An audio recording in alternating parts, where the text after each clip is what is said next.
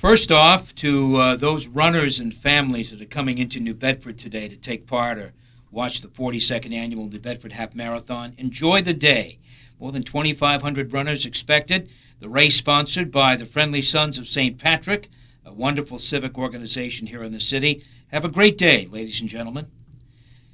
This is Townsquare Sunday. It wasn't too long ago that Hillary Green, the executive director of the American Red Cross, Cape Cod, the islands, and southeastern Mass, joined us on Townsquare Sunday. She is back again today telling us about the 2019 Red Cross Heroes Breakfast.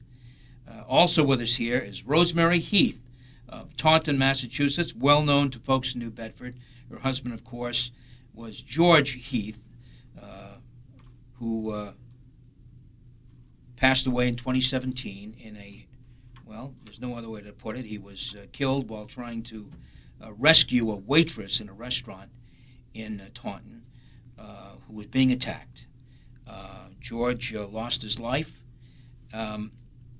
The woman was saved, and the attacker was shot and killed by an off-duty Plymouth County Corrections officer. A harrowing incident, but I want to just first off start our conversation by saying to Rosemary, you have not let that tragic incident stop you from doing a lot of great things, and from people around you doing some great things too. So congratulations. You're an award recipient at this breakfast for your own life-saving act, which we'll talk about in just a couple of minutes. Hillary Green, when and where will the breakfast take place? Let's start with that. Sure. It's Friday, April 5th from 7:30 to 9 a.m. at the Resort and Conference Center at Hyannis in Hyannis on Cape Cod. And it is our 17th annual. We started in 2003, kind of modeled after the one from the New Bedford area that was started even before that. Yep, the New Bedford, I was part of that event, and it was a terrific event where we honored a lot of folks who had done heroic events over the past, or heroic actions really, over the past year. Mm-hmm. And that's the purpose really of this event as well as being a fundraiser for the Red Cross. Sure. Clearly, we talked, last time you were here, we talked about the need for funding for your organization. There is always a need because the Red Cross really never takes a day off in terms of responding to emergencies. And that can be a costly venture sometimes. So the purpose of the event really is, talk to us about it. Sure. It's it's a feel-good event. It's one of the total feel-good events that people come in, they hear these wonderful stories of ordinary people doing extraordinary things or professionals going above and beyond the call of duty. And it is our only fundraiser. But what we like to do is tie together what these people have done in their lives, even in community service, not necessarily saving a life, and how that ties to what the Red Cross does in the community. But yeah, we don't do a lot of different events. This is our singular premier event, and this year it's a wonderful mix of people. We do have a lot of professional heroes this year, so we are calling it Heroes Among Heroes, because these are people who have, it's their job to be heroic, but they actually go above and beyond the call of duty, and they're being honored for that. And you're correct. The Heroes Breakfast did start in New Bedford. Organizations change, they consolidate, and that's what happened here. The Red Cross consolidated southeastern Mass with the Cape Cod organization, and the breakfast is now in Cape Cod. But there are many folks from southeastern Mass that will be honored at this event. Yes. Many folks. Yes, because we've actually been this one chapter since 2014, so we've been serving the community in all different ways. So yeah, we've got Seekonk police officers, 4 of them for 2 different life-saving events.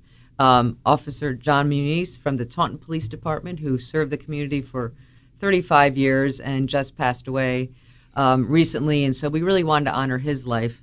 Christopher Azevedo, who is from New Bedford, who is really helping veterans with PTSD from what he went through too. He's a real star. And then we've got a couple of organ donors. I guess I just gave that away. Rosemary and Lorraine Cabral. and Michael Diamond, too, who's a firefighter who off duty saved another firefighter's life at the ice hockey rink. All right, so there is a lot of Southeastern Mass folks being honored, and as you mentioned, Rosemary Heath is being honored. It has been, well, it was a tragic 2 years, no question about it. George Heath, her husband, when he was killed in Taunton, I think if you read a story or heard about it, you said, "My goodness, you can't even make sense of what happened." But it happened, and George Heath was killed in the attack. He was a beloved teacher at Grady, New Bedford Voc-Tech High School. Rosemary, first off, welcome. You and the folks around you have done a great job in reaching out to other people and trying to honor George's memory. And even you did that personally. You committed an act. You took it upon yourself, really, to help another person. Tell me about that. Tell us about it. Well, when George was alive, he and I had a lot of talks about what happened if either one of us died. And one of the things on his list of promises that I had to make was if something happened to him, he wanted to donate his organs and take everything you can and cremate the rest, is what he used to say. And the night that he died, on May 10th, 2016, I wanted him to be an organ donor, and they weren't allowed to. They had told me he was a crime scene. So I was very angry with that, and I came home and I said, I will make it right. And I knew right then and there I was going to donate an organ. But you have to wait a year, after a tragic event. And then, so I did, and then I went through all the testing last summer, and I donated my kidney to a stranger on November 1st. And that is an act of, no one would have blamed you if you said, I'm just going to live my life and trying to go through my life. No one would have blamed you, but that is a selfless act. That is a real gift of life, really, to someone who needed help. Was keeping the promises, and George made me keep promises, and that's what's kept me moving forward, is the fact that he made me promise. He was a very smart man. Let's just briefly talk about George. I know that you and your family have helped to set up a wonderful scholarship program at Voc-Tech to honor visual design students. Tell us about that. The name is just great, the George Heath Superhero Scholarship Fund. Yeah, we hold a yearly fundraiser now in June. This year it's June 9th. It's a motorcycle ride. We start at Greater New Bedford Voc and drive to Taunton. And then we do raffles, and we have a band and a cookout and everything. It's a lot of fun. Mm-hmm. It keeps his name alive. It makes me happy. Last year it raised $25,000. Is that right? In total, I want to say it's upward of $30,000 now. Okay. Yeah. That's a wonderful And thing. if I could put another plug for Rosemary. So Rosemary has been involved in our Heroes Breakfast for the last couple of years. She was a presenter to James Creed, who was the off-duty sheriff officer who took the assailant down, and we presented an award to both him and his wife, Laura. And then last year, Rosemary was our honorary chair because of her heroic work that she's done in honoring George's memory. But then this year she went a little over the top and did the kidney donation, so we made her her own hero for keeping that promise. But she's been tied to this event for a couple of years now. Well, that is a wonderful act and something that, Rosemary, that like I say, you could have done nothing and just gone about your business and gone about your life. But I'm glad that George was the man he was, and you are the woman that you are. Thank you for doing that, really. Hillary, the Red Cross, this breakfast raises a great deal of funds. For people who don't know, how does the Red Cross use the money that it raises and also maybe donate it to your organization? It just goes to support our work in our community. Everything. We don't get any funds from the government. All the money we get is from individual donors, businesses, corporations, and foundations. So there's no other way we get money. So your donations help. But I would love to be able also to talk about Sean Gannon, who I forgot to mention before. That's right. We're going to talk about Mr. Gannon now. Sean Gannon is a police officer who was working in the town of Yarmouth. But Sean Gannon was also a New Bedford native. And his mother could not be with us today. We will talk with her at a different time. But Mr. Gannon was well known in New Bedford, grew up here, and he was also well known on Cape Cod. Yes, and so when Sean Gannon was killed in the line of duty last year, right around our Heroes Breakfast time in April, and his canine was severely injured, it really impacted the community. And his wife, Dara, and his parents really have just kept those ties to the community. And the reason, excuse me, we're honoring Sean is not for his death, but for his life. And that's what we're talking about, the impact he had on the community. Yes, his death was a terrible tragedy. It was part of, what he did every day. As Dara said, his wife, every time a police officer leaves for work, no. And the worst happened to him. But before that, he did all good works in New Bedford, and then a Big Brother on Cape Cod. And we joke, Dara and I joke about the fact that he would hate all this attention. That she says every time we get called to an event like this or we're honoring Sean, I just know he'd hate it. And we go, sorry, Sean. We know you'd rather be under the radar. And Denise has been a big part of telling Sean's story. And that's what we want to give the people who come to our event a sense of all Sean did to serve his community in many, many different ways. For people who don't know, there is an ongoing effort here in New Bedford to raise funds for playground at the Campbell School in New Bedford in the North End, where he grew up. And I understand there's progress being made. And again, we'll have more on that in a future program about the Sean Gannon playground.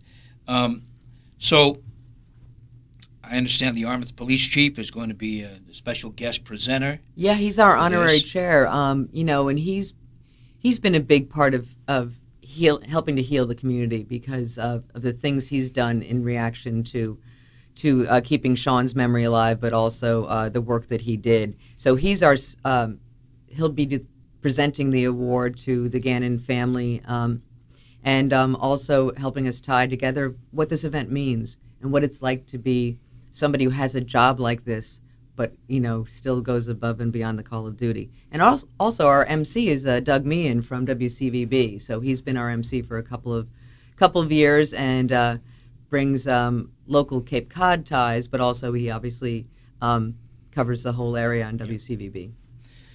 This is a wonderful event, ladies and gentlemen. It is an event that, yeah, I know, it's a fundraiser, but it is an event that recognizes folks who, maybe recognized initially, but they have done selfless things. They have done things that not a lot of people would do, even though it might be their job. Some people might not do it. We've seen instances around the country where people in law enforcement maybe have not. They've stepped away. I'm thinking of the school shooting in Florida. Yes. So these are people who've stepped up and done what they had to do in order to save lives. And one of those is Rosemary Heath, who's done a great job. And talking about Lorraine Cabral, because they have a tie. So Lorraine donated part of her liver to a person's son and didn't want any attention about it. So sorry, Lorraine, we're outing you too. But Rosemary, you were saying that you tell me about the connection between you and Lorraine's donation. I was going to get qualified to donate part of my liver to the recipient that Lorraine ended up doing. Yeah. I just wasn't a match. Okay. Now, the kidney you donated, the person who received the kidney doing well? Very well, very well. I've met her on Facebook. Her family's a large family. She's involved with largely involved with her church, so they're trying to coordinate everybody's schedules and stuff to get together so we can actually meet. I know she's 35. She had a previous kidney donation when she was 16, and she had pneumonia, and her first kidney failed, so she ended up going back onto dialysis, and then she went to the top of the list, and her and I became a match. Wow. And it worked. Yes. That's a wonderful thing. Okay, again, when and where for the breakfast? Are there tickets available for people who may hear this and say, I'd like to go see that, or I know Rosemary? Yes, that would be great. So it's Friday, April 5th, It's in Hyannis at the Resort and Conference Center, which is right near the West End Rotary where the Melody Tent is, so a lot of people might know that landmark. And tickets are available. You can buy them online, and it's just at redcross.org/SoutheastMA or just go to redcross.org/Hyannis, and you'll find the link to the heroes, and you can order them. And hopefully we'll be sold out to honor all these people. My guest has been Hillary Green, the executive director, not the ex-director, the executive director of the American Red Cross, Cape and Islands and Southeastern Massachusetts chapter, and also Rosemary Heath. Her husband, George Heath, will be honored, or has been honored. She'll be honored on the 5th, and it's a remarkable story, Rosemary. Thank a you. Remarkable story. I can't get over it. I really Thank can't. you. April 5th, the South Coast, the Cape and Islands and Southeastern Mass Heroes Breakfast in Hyannis. You can go, as Hillary said, to the Red Cross website. One more time on that one. Just for fun. We'll do the easy one, redcross.org/Hyannis, and you'll see the thing for the Heroes Breakfast right there. You click on it, and you can order your tickets. Yeah, I want a full room for Rosemary and all the heroes. And all the other heroes from Southeastern Mass. Yes, yeah. It truly is a humbling event. I mean, this is why I have continued to stay a part of it. When we honored Jim and Laura, I can tell you, you sit in the audience and you look at all the people that are in your community that could be your neighbors, it could be, someone in your police department. And when you see them finally be honored for the things that they did without thinking about doing it first, they just did it. It's really a humbling event. So when you walk away, you start thinking to yourself, can I do that too? If something were to happen in front of me, would I be aware enough to do the same thing? And it makes you think. So hopefully making you think will make you another hero down the line if you're ever in that situation. Or that you're trained by the Red Cross. Yeah, that's right. Yeah. Thank you both. Stay with us. Townsquare Sunday coming right back. Thanks.